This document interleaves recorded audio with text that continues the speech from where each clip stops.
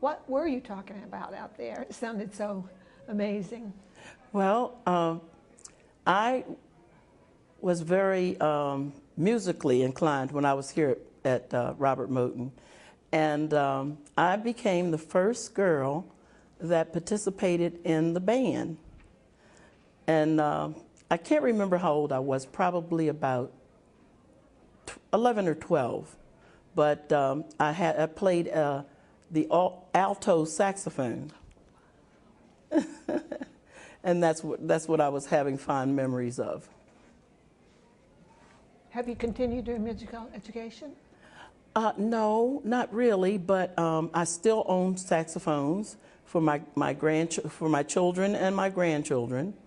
And I recently started playing again for myself. I had a little bout with cancer, and after the cancer, you know, you kind of find yourself in a place where you need something different, and that music from playing the saxophone made me go out and buy another one. I love that story. Right. The Talbots are from Carroll County? Yes. You were born here? Yeah. My father lived in Eldersburg, and my mother lived right here in Carroll County, right in Westminster. And both of them, you know, grew up around the same area, yeah, because it's not that far. Do you know how they met? I know that there were like maybe 5 Talbot boys, and they only had one sister. And my mother was 25 when she got married, which was kind of like late, you know, because she was like a late bloomer. But she fell in love with my father, and from seeing him come to Westminster, and that's, I think they met just you know, being around each other, you know. And how many children did they have? Just me. Oh, the only child. I'm my father's only child. Now my mother had other children, you know. And if we go back to your childhood, can you talk about what Westminster was like when you were a little girl? Well, I can remember at age, I was probably about 5 years old. My grandfather just lived up the street, my father's father, and every day he would go milk a cow that was it was just down the street from the school. And at that time we called it the holler, because it was like a little area that was just kind of like abandoned.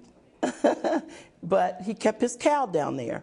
And so he would put me on the back of his wagon, because he had a horse that would take the wagon down there. And we'd go down into this area right down the street from this school, and we'd milk the cow. And then he'd bring me back up to Charles Street. And the wonderful thing about it was that my grandfather had something that they called sleeping disease. And he would go to sleep, but the horse always knew the way to get down there and to get us back. So even if my grandfather fell asleep, you know, with the horse, moving, the horse would he would stop right on the corner of Charles and I think it was Center, yeah. And then he'd come on up to where our first house was and let me off, and then he'd go on up the street with my grandfather. And so Westminster really was, it was like the most wonderful place that I ever had to live.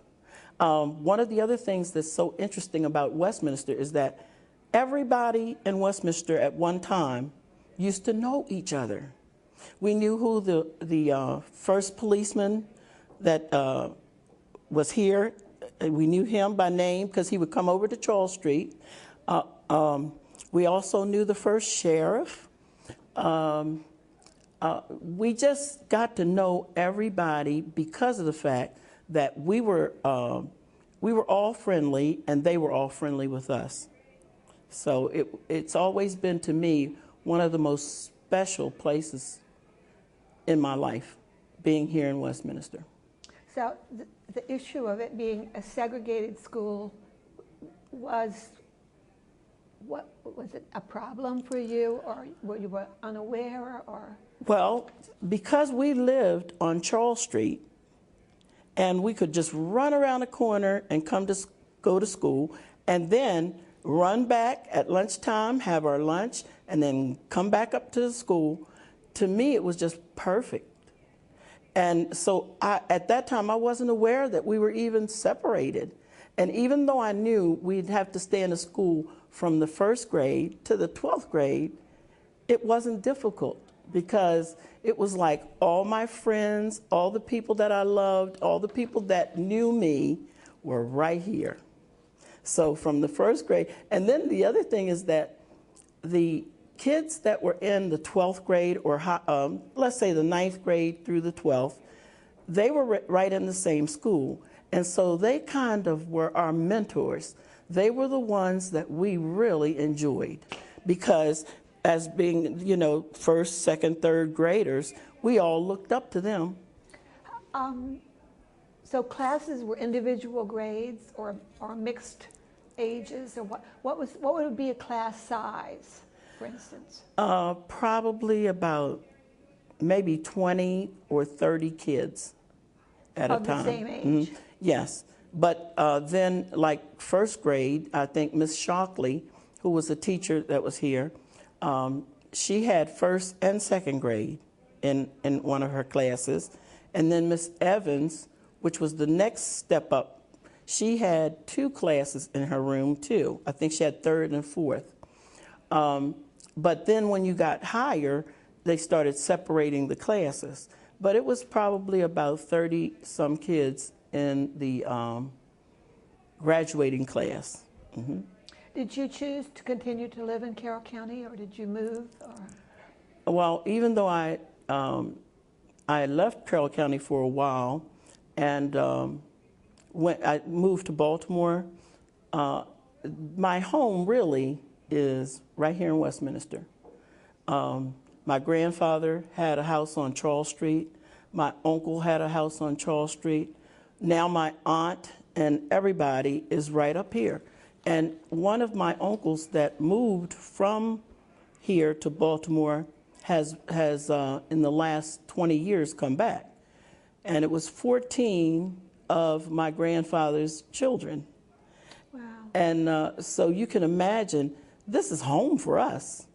The Dorm family is my background, and so that this is home for us. If you go back to the time when of segregation ending and the beginning of the integration, can you talk about what was happening on Charles Street and Union Street as you remember it? Well, as I remember it, I think my sister Kathy and my sister Joan. My sister Joan was, it was like 10 years difference between us.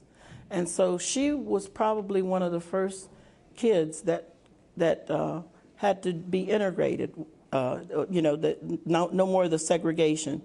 And she did very well.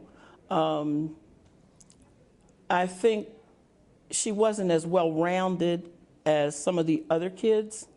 And on top of that, she was a little shy.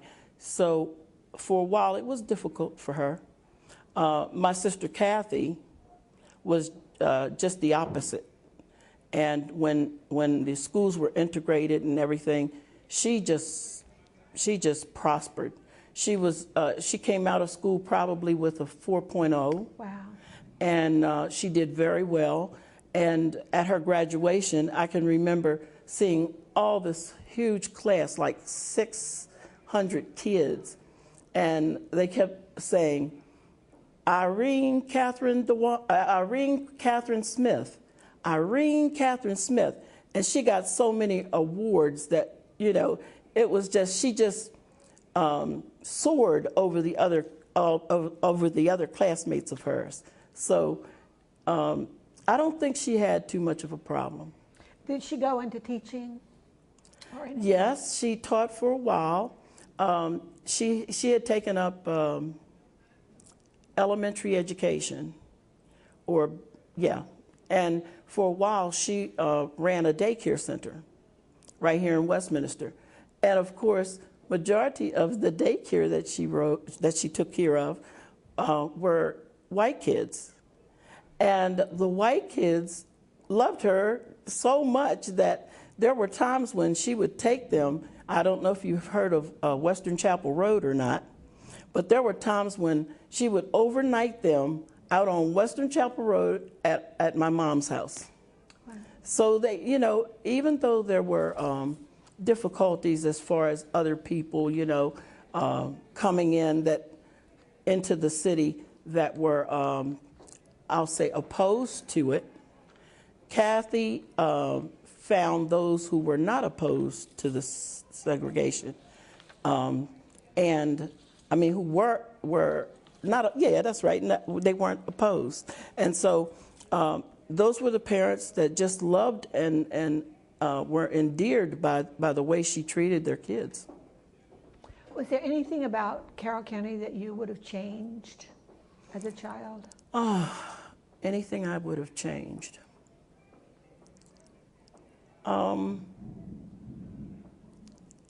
Yes. I hated the outhouses. I hated that. And I think to me it was one of the worst things that ever could have existed. But I loved some of the opportunities that some of the whites in the community had given. Even my father was, he was a chef for one, I can't remember what the man's name was, but it was somebody big here in Westminster. And they had loved my father. They just thought that nobody could cook and nobody could do anything like my father could. And with my mom, most of my mother's family worked at Western Maryland College. And that was another thing that that we could appreciate. The fact that when I was like 14, I could go to Western Maryland College, work after school, and the kids at Western Maryland College would actually help me with my homework. Wow. And my mother worked there, and I worked there, my uncle worked there. His name was, we called him Uncle Bucky. Uncle Bucky worked there until he died, really, almost. And Uncle Gordy worked there. So all of my family had an opportunity to really mix in to the community in Westminster just beautifully. You know. I want to go back to, you talked about the outhouse. Sewerage didn't come to Charles Street until, what, the 70s or something, right? It was really late. It was really late. And when it did, I can remember my aunt had the house at that time. Of course, my grandfather and all of them were gone. And I remember saying, well, where on earth will you put a bathroom? And she said, I'm going to put a bathroom in Uncle Hal's old room. That was one of her brothers. And then, you know, she prepared everything. In fact, she had an old antique bureau that she made into a wash stand. And it's just absolutely gorgeous. But the thing of it is that, you know, we had so long to wait before they did that, you know. It was quite a while. So it hasn't been no more than probably 30 years ago. Mm-hmm. Yeah, about 30 years ago that they finally got it done. I moved here and learned that parts of town had no sewage. I was amazed. Right, right. Yeah. Oh, I have an aunt that also, she, Aunt Jessie is a teacher, and she's the first black teacher up in Tonytown. And I mean, others have followed her since, but you can imagine, I heard them tell a story about one day when, her first day when she got to the school, she said 2 students were missing when she called roll. And everybody said, oh, they ran out because they didn't want a black teacher. So she said she got so panicked. She was like, what am I going to do? Here's 2 students run away already. So she went to the principal. She talked to her, and she said, what are we going to do? So the principal said, well, let's send someone out to see if they can find them. So they found these kids, and they explained to them that you're gonna stay here. We want you to be here, and you're gonna meet Miss Cook, and you're gonna like her. And surely they did, because I've been with Aunt Jessie since, and every white kid that she ever taught just absolutely adore her. Wow. Yep. She lives on Center Street. Yep. You have to pass her house to get here. Oh, yeah? Yes. Mm-hmm. Maybe we could get you to get her to do an interview. Yeah, she's out there now. She's out there now? Yeah. Oh, wow. Yep. Okay. We've done about 15 minutes of interview, Anne, and that you've done a beautiful job. Oh, Anything else that you want to talk about? Anything? Just a little bit more about the band. Okay. We had a teacher. Well, all of our teachers were so dedicated to us that sometimes I used to think, my teachers don't have a life because they're so dedicated to us. That was Miss Harris, Miss Prince, Mr. Gates, Mr. Chase.